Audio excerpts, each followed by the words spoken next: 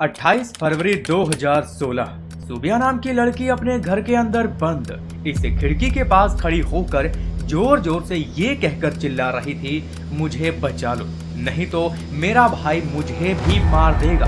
हालांकि गले पर चाकू लगने की वजह से उसके गले से काफी खून बह रहा था। उसने कहा, मेरे भाई ने माँ, पापा, बहन, अपनी पत्नी, यहाँ तक कि अपने दो छोटी छोटी बेटियों को भी मार डाला है।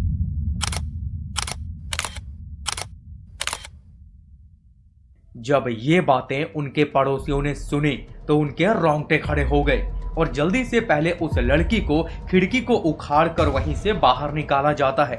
पर अब सवाल ये था कि आखिरकार घर का इकलौता पढ़ा लिखा और होनहार बेटा अपने पूरे परिवार को इतनी बेरहमी से क्यों मार देता है।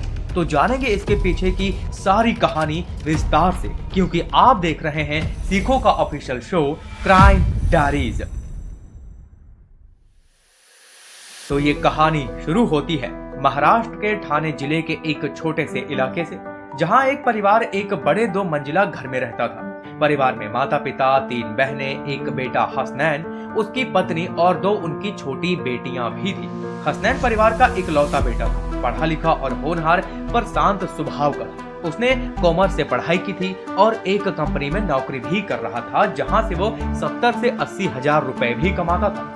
उसका परिवार अच्छा जीवन बिता रहा था। लेकिन हसनैन का दूसरा पहलू जिसे कोई नहीं जानता था, जो कि उसे धीरे धीरे अंदर ही अंदर खोखला करता जा रहा था। शुरुआत तब हुई जब हसनैन को सट्टेबाजी की लत लग गई। पहले उसने इसे मजे के लिए खेलना शुरू किया, लेकिन जल्द ही वह इस जाल में फंसता चला गया। उसने अपने दोस्तों, रिश्तेदारों और यहाँ तक कि अपने माता पिता, बहनों से भी पैसे उधार लेना शुरू कर दिया। कर्ज का बोझ अब 65 से 67 लाख रुपए तक बढ़ चुका था। तो हसनैन मानसिक रूप से दबाव में जाने लगा।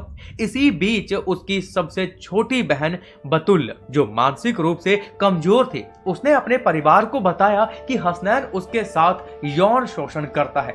यह खुलासा उसके परिवार के लिए शर्म की बात थी और इस खुलासे के बाद पूरा परिवार हसनैन से दूरी बनाने लगा।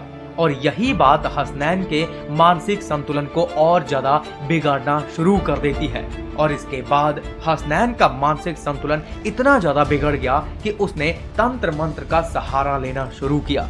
वह जादू टोना करने वाले तांत्रिक के पास जाने लगा। उसे लगा कि इन उपायों से उसकी परेशानियां खत्म हो जाएंगी, लेकिन उसका तनाव और भी बढ़ता चला गया। और अब 27 फरवरी 2016 की रात हसनैन ने अपने पूरे परिवार को डिनर के लिए बुलाया। कुल मिलाकर उस रात घर में 14 लोग थे। हसनैन के माता पिता, उसकी 3 बहनें, बहनों के 6 बच्चे, उसकी पत्नी और उसकी खुद की 2 छोटी छोटी बेटियां। उस रात हसनैन ने खुद से सबके लिए फालूदा बनाया और उसमें नींद की दवा मिला दी। रात का खाना खत्म होने के बाद सभी अपने अपने कमरे में सोने के लिए चले गए और फिर रात के करीब 2:30 बजे, यानी कि 28 फरवरी की रात शुरू हो चुकी थी। वह उठता है और रसोई में से एक बड़ा चाकू निकाल लेता है, जो कि वो रोज काटने में इस्तेमाल करता था। जिसके बाद वो सबसे पहले अपने पिता के कमरे में जाकर उनका गला काट देता है। फिर वो अपनी माँ के पास गया। उसकी माँ ने उसे रोकने की कोशिश की, उसे गिड़गिड़ाया, मैंने तुम्हें जन्म दिया है बेटा, मैं तुम्हारी माँ हूँ, मुझे मत मारो। लेकिन उसने अपनी माँ को भी नहीं बख्शा और उसकी बेरहमी से हत्या कर दी। इसके बाद वो ऊपर के कमरे में गया, जहां उसकी पत्नी और दोनों मासूम बेटियां सो रही थी। उसने सबसे पहले 4 महीने की बेटी का गला काट दिया, फिर 6 साल की बेटी को उसी तरह से मार डाला। उसकी पत्नी तब अचानक से जग गई।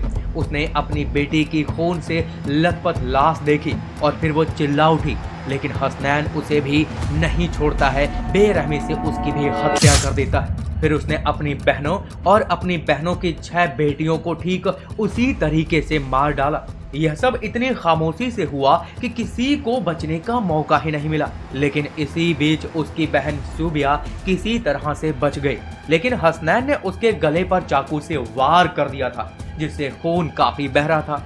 पर वो जान बचाने के लिए वहां से भागी और खुद को कमरे में जाके बंद कर लेती है और वहां से खिड़की पर जोर जोर से गिलास को पटकते हुए मदद की गुहार लगा रही होती है।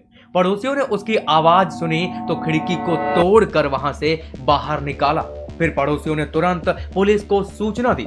पुलिस जब मौके पर घटनास्थल पर पहुंची तो घर के हर कमरे में खून ही खून दिखाई पड़ता है। ऊपर के मंजिल पर 11 लाशें पड़ी हुई थी, जबकि नीचे 3 लाशें पड़ी हुई थी। पुलिस ने देखा कि हसनैन ने खुद को फांसी लगाकर खत्म कर लिया है और उसके हाथ में वह बड़ा सा चाकू भी था, जिससे उसने अपने पूरे परिवार को मौत की नींद सुलाया था। हालांकि समय रहते सूबिया को तुरंत अस्पताल ले जाया गया, जहां पर उसका इलाज हुआ और ठीक होने के बाद उसी ने ये पूरी कहानी सुनाई थी। इस भयानक घटना ने पूरे देश को झंझोर कर रख दिया और यह साबित कर दिया कि मानसिक तनाव, जुआ और पारिवारिक समस्याएं कभी कभी इतनी भयावह रूप ले सकती हैं कि किसी को इसका अंदाजा भी नहीं हो सकता।